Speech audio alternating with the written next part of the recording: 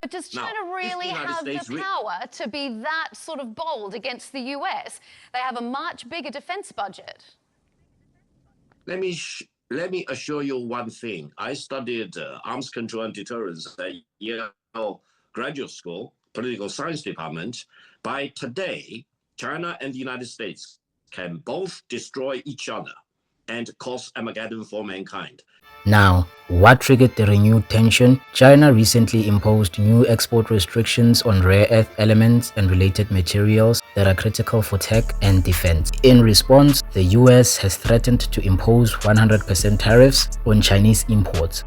Both countries are also starting to use port fees on shipping vessels as a tool of leverage. Earlier in 2025, there was a partial truce or de-escalation that both sides agreed to reduce some tariffs for a period of time, which was a 90 days pause to allow room for diplomacy. You can view the current situation as a resumption of hostilities after a temporary calm. Is it already a trade war again? It depends on how you define trade war. If you mean high-stake economic confrontation with tariffs, countermeasures, export controls, and retaliatory steps, then yes, many of the hallmarks are already present. Total open warfare with all-out escalation across all sectors, that might be a bit premature. Many moves still seem calibrated for brinkmanship and negotiation rather than all-in destruction.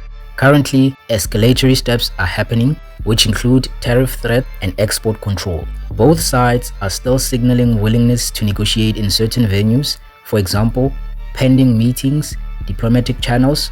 Some measures, which include tariff reductions and temporary pauses, are in place to manage risk. Hence, what's happening is consistent with a trade war re-escalation or renewed trade conflict. We are seeing war by phases rather than a sudden total break. Risks and stakes and what to watch. Supply chain disruption, because rare earths and other critical inputs are essential in semiconductors, electronics, defense, electric vehicles, etc. Export control or tariff spikes could create severe bottlenecks. The global economic impact of this is that the IMF has warned that renewed trade tensions could knock off significant growth, especially if they aren't contained. The legal and institutional constraints include some of the US tariff authority could be challenged domestically, for example in the Supreme Court. The diplomatic brinkmanship is that the timing and outcomes of meetings between Trump and Xi or other high-level diplomacy, which includes the APEC, will be key inflection points. The retaliation and countermeasures mean that China may respond not just through tariffs,